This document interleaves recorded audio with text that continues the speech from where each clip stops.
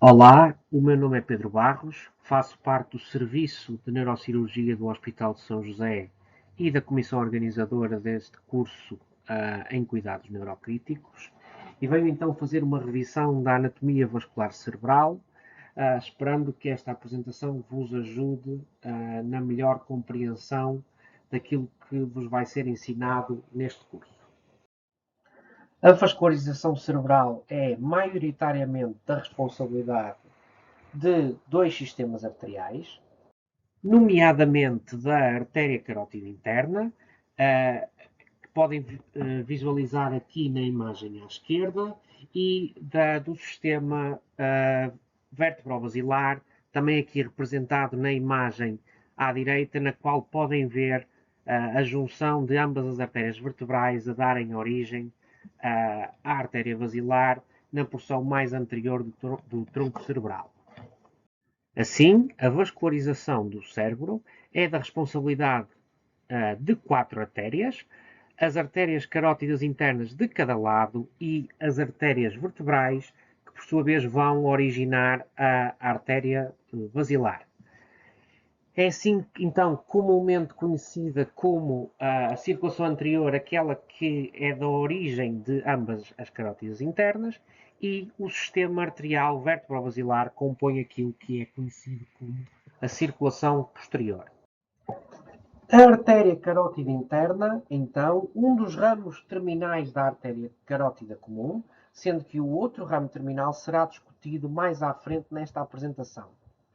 É uma das artérias mais importantes naquilo que é a vascularização encefálica e divide-se em 7 segmentos, dando múltiplos ramos ao longo do seu percurso, sendo se calhar aqueles mais assinaláveis a artéria oftálmica, a artéria coroideia anterior e a artéria comunicante posterior, pela sua importância e pelos territórios que suprem. Termina, então, dividindo-se na artéria cerebral média e na artéria cerebral anterior. Na imagem mais à direita podem ver uma imagem de endoscopia na qual é possível ver algum do trajeto da artéria carótida interna na base do crânio, e na imagem à direita, mas em baixo, alguns dos segmentos da carótida interna, nomeadamente aqueles em relação com o seio cavernoso e com alguns dos passos cranianos. Dependendo das classificações, a carótida interna pode ser dividida de várias formas, sendo que numa das divisões mais aceites, esta divide-se em 7 segmentos, sendo que C1 é o segmento cervical, C2 o segmento petroso, que está em relação com o trajeto da carótida no canal carotídeo, C3 o segmento lácero, e que ao atravessar o ligamento petrolingual, a carótida entra no seio cavernoso, onde estará em relação com múltiplos pares cranianos, conforme puderam ver nas imagens anteriores e conforme podem ver na imagem superior e à esquerda. Dos ramos anteriormente referidos, nomeadamente a artéria oftálmica, podem ver a sua emergência na imagem superior e à direita e a sua relação com o nervo óptico, e nas imagens de baixo podem ver o términus da carótida interna e a saída dos seus ramos mais distais, nomeadamente a comunicante posterior e a coroideia anterior. O sistema vertebrovasilar tem assim origem nas duas artérias vertebrais, que por sua vez se originam de ambas as artérias subclávias e que têm um percurso até à sua união na proximidade do sulco pontobulbar para a formação da artéria basilar. Ao longo do seu percurso estão divididos em 4 segmentos, de V1 a V4, sendo que V1 representa a porção da artéria vertebral desde a sua origem até à entrada nos foramina intertransversários, ao nível de C6. V2, o trajeto ao longo dos múltiplos foramina intertransversários até C1. V3, o percurso após saída do último foramina intertransversário até à penetração na dura mater. E V4, a traduzir a artéria vertebral intradural. Após a formação da artéria basilar, esta segue na porção anterior do tronco cerebral, sendo que dá 3 ramos principais ao longo do seu percurso. a artéria cerebelosa posterior-inferior, ou PICA, a artéria cerebelosa anteroinferior, ou AICA, e a artéria cerebelosa superior. Sendo que, no topo do basilar, esta termina dividindo-se em duas artérias cerebrais posteriores. Esta anatomia é muitas vezes dividida em três porções, sendo que a porção superior, a qual está relacionada com a cerebelosa superior, tem, no que toca ao tronco cerebral, relação direta com o mesencéfalo, relação com os pares cranianos 3, 4 e 5 e relação com a fissura cerebelo-mesencefálica do cerebelo. O complexo intermédio está relacionado com a AICA, sendo que a porção do tronco cerebral com o qual se relaciona é a ponte, e uma relação no que toca a pares cranianos de maior proximidade com os pares 6, 7 e 8, sendo que tem também uma relação com a fenda cerebelopôntica e com o pedúnculo cerebeloso médio. Já o complexo inferior está intimamente relacionado com a pica, sendo que a porção do tronco cerebral com o qual mais se relaciona é o bulbo medular e tem relação com os pares baixos, nomeadamente desde o nono par até ao 12º, com o pedúnculo cerebeloso inferior e com a fissura cerebelo-medular. Para melhor se perceber a vascularização craniana e o porquê da existência de um círculo de Willis e de ramos comunicantes, é necessário perceber um bocadinho de embriologia, nomeadamente de que a formação da circulação anterior antecede a formação da circulação posterior, sendo então que no início esta é assegurada pela circulação anterior, daí a necessidade da existência de artérias que façam esta comunicação, como a artéria comunicante posterior. Isto tem importância clínica, sendo que a existência de uma artéria comunicante posterior fetal, ou seja, que assegura muito daquilo que é a vascularização da circulação posterior, traduz a não completa transição daquilo que era a circulação fetal para a circulação mais comum nos adultos. No entanto, isto não é uma existência rara, sendo que, segundo alguns autores, existem artérias comunicantes posteriores fetais em até 40% dos indivíduos.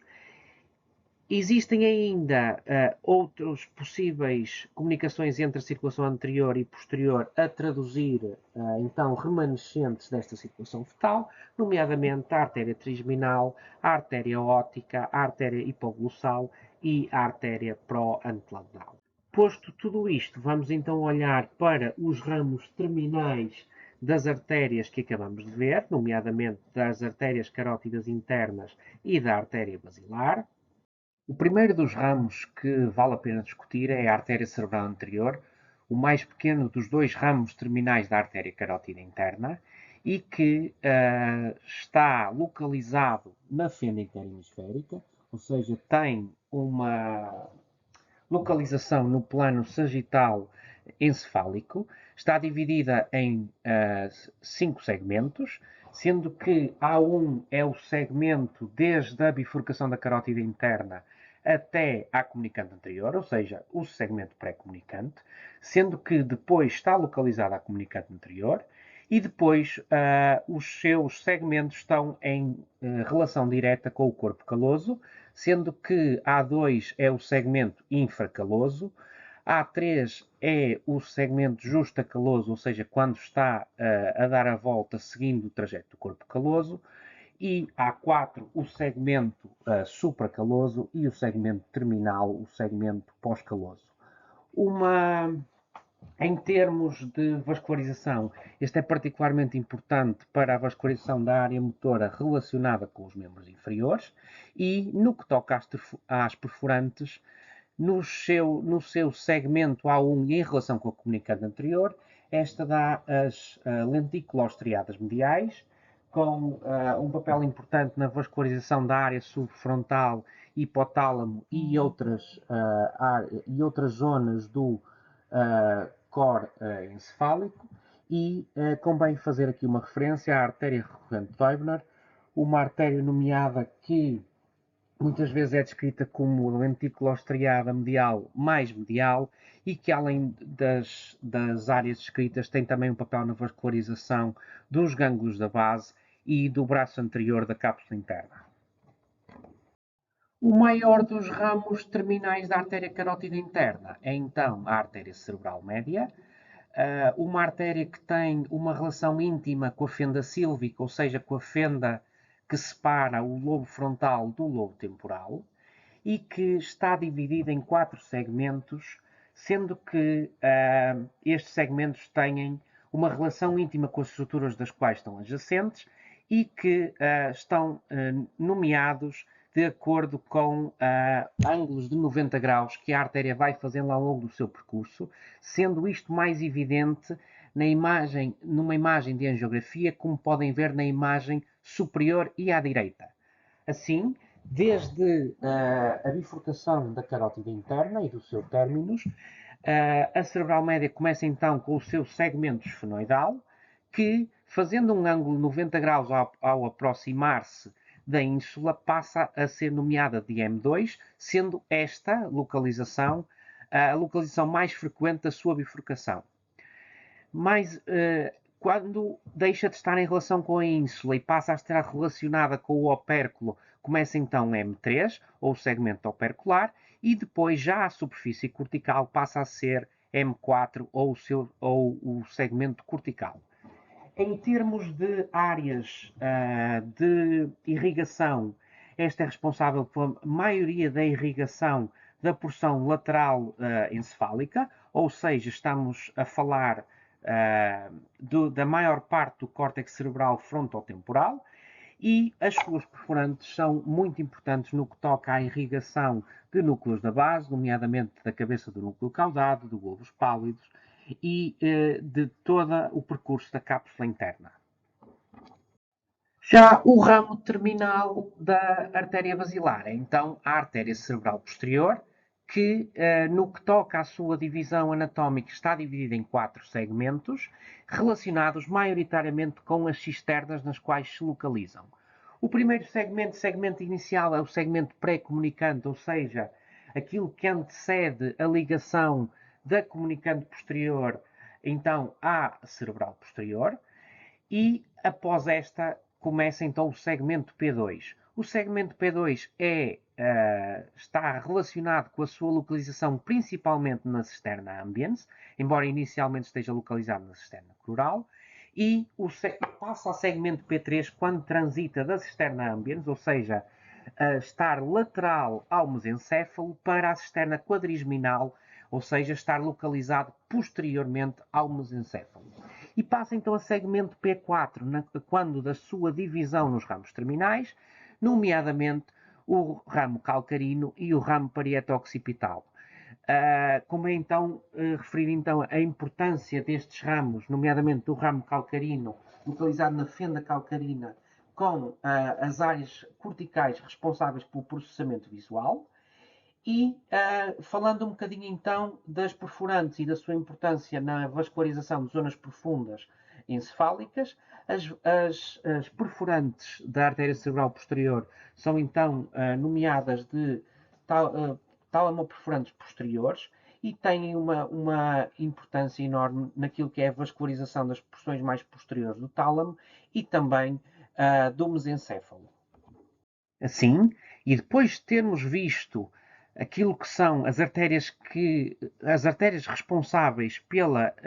vascularização cerebral, nomeadamente as artérias carótidas internas e o sistema arterial vértebro-basilar, que são representadas pelos seus ramos terminais, nomeadamente a artéria cerebral média, a artéria cerebral anterior, a artéria cerebral posterior, e termos percebido como é que estas vascularizam tanto o córtex cerebral de acordo com a sua distribuição, assim como muitas das áreas profundas encefálicas, através das múltiplas perfurantes que vão dando ao longo do seu percurso. É então importante perceber aquilo que é uma visão holística das áreas e das artérias que são responsáveis pela sua vascularização. Inicialmente, uma palavra para aquilo que é o Círculo de Willis, e que, apesar de ser extraordinariamente conhecido e ser a imagem final daquilo que tivemos a discutir até agora, ou seja, se olharmos para as três imagens aqui, percebemos que, ao vermos a bifurcação da carótida, vemos então uma divisão em cerebral anterior e cerebral média, sendo que as cerebrais anteriores estão ligadas pela comunicante anterior, fazendo aí uma ligação de tudo aquilo que é a circulação anterior, e pré-bifurcação da carótida, vemos então a ligação à circulação posterior através da comunicante posterior que intercepta a cerebral posterior na sua transição P1-P2, fazendo assim, completando assim o polígono do Willis e que, apesar de ser conhecido e um hallmark daquilo que é a vascularização cerebral, a verdade é que só está presente desta forma clássica em cerca de 20 a 25% dos indivíduos. Quando atentamos sobre as áreas pelas quais são responsáveis cada artéria, podemos ver que existe aqui uma diferenciação entre aquilo que é o central core cerebral e o restante das áreas corticais e subcorticais cerebrais, tendo então, como podem ver na imagem mais à esquerda, uma importante área de vascularização da cerebral média no que toca à área mais lateral cortical, e uma área na fenda interhemisférica mais anterior da responsabilidade da artéria cerebral anterior e uma área de córtex mais posterior, nomeadamente em relação com a área occipital, que é da responsabilidade da artéria cerebral posterior. No que toca à central core, vemos que uma área importante daquilo que são os gânglios da base de irrigação da responsabilidade da artéria cerebral média. Vemos então uma divisão daquilo que é a cápsula interna entre a cerebral média e a cerebral anterior, aqui da responsabilidade da artéria recorrente de Deubner, e vemos também que muita daquilo que é a irrigação do tálamo advém de perfurantes da responsabilidade da artéria cerebral posterior. No que toca ao tronco cerebral, nomeadamente nas suas divisões entre bulbo, ponte e mesencéfalo, a vascularização deste está relacionada intimamente com as artérias que lhe estão adjacentes, tanto a artéria vertebral como a artéria basilar, e das múltiplas perfurantes dos seus ramos terminais. Ramos terminais, então, da espinhal, perfurantes, então, da espinhal anterior, da espinhal posterior, da aica, da pica e da cerebelosa superior e da cerebral posterior, dependendo do nível a que estamos. No que toca à vascularização cerebral, da vascularização cerebelosa, está então relacionada com as três artérias, com os três ramos da artéria basilar, nomeadamente da pica, que é responsável pela maior parte da vascularização da porção mais inferior e posterior do cerebelo, da aica, que é responsável por uma pequena parte do cerebelo, nomeadamente a localização mais anteroinferior, e da cerebelosa superior, que tem um importante papel na vascularização da porção mais superior do cerebelo. Após toda esta discussão sobre o sistema arterial cerebral, e que eu espero que vos tenha dado uma ideia geral de como funciona a parte arterial encefálica, convém também discutir aquilo que é a parte venosa, ou seja, o outlet sanguíneo cerebral, para ficarem com uma ideia completa de como é que funciona o sistema vascular cerebral. Existem então no cérebro dois sistemas venosos, o sistema venoso superficial, que drena maioritariamente áreas corticais, e o sistema venoso profundo, responsável por muito daquilo que é a drenagem das áreas profundas do central core cerebral. E existem veias adaptadas, chamados seios durais, ou seja, canais venosos que estão englobados na dura mater e que são também responsáveis por muito daquilo que é a drenagem venosa. Assim sendo, as veias superficiais têm tendência para drenar para o seio sagital superior, que depois segue o seu trajeto até à tórcula e, a partir daí, pelos seios transversos até ao seio sigmoide e com saída pela jugular interna. O sistema venoso profundo segue um trajeto diferente, mas que acaba por drenar na veia de Galeno e, através do seio reto, dará à tórcula e seguirá o mesmo trajeto. Apesar de o sistema venoso ser mais complexo do que aquilo que há descrito, isto permite-nos dar uma ideia de como funciona, ou seja, dois sistemas venosos, um superficial e um profundo, que acabam por coalescer em seios durais que se unem na tórcula e a partir daí seguem um trajeto comum através dos seios laterais até ao seio sigmoide e que eventualmente drenam na veia jugular. Por fim, falar-vos um bocadinho, não agora da vascularização cerebral, mas do outro ramo terminal da artéria carótida. Este ramo é então a carótida externa, sendo que a divisão normalmente acontece ao nível de C4, e esta tem então 8 ramos importantes, sendo que se divide, termina dividindo-se na artéria temporal superficial e na artéria maxilar interna. Os ramos são, então, a artéria tiroideia superior, a artéria faríngea ascendente, a artéria lingual, a artéria facial. Os ramos que saem posteriormente e com importância na irrigação do escalpo, nomeadamente a artéria auricular posterior e a artéria occipital, e então a divisão nas ditas artéria temporal superficial e a artéria maxilar. A importância desta artéria naquilo que é o estudo da vascularização cerebral prende-se pelo facto de esta irrigar não só a face e o pescoço, como a base do crânio e muito daquilo que são as estruturas meníngeas. Além disso, na neurocirurgia acaba por ser uma artéria importante, com um papel importantíssimo na irrigação de muito daquilo que são os tumores extraaxiais, um papel importante na irrigação dos pares cranianos e, muitas das vezes, um dos ramos terminais desta, ou seja, a artéria temporal superficial, é o vaso da dor utilizado pelos neurocirurgiões para revascularização encefálica. E assim sendo, terminamos. Espero então que esta revisão rápida da anatomia vascular cerebral seja proveitosa naquilo que é a vossa aprendizagem do curso e vos tenha dado as bases necessárias para melhor compreenderem os ensinamentos que vos vão ser dados sobre cuidados no doente neurocrítico. Obrigado.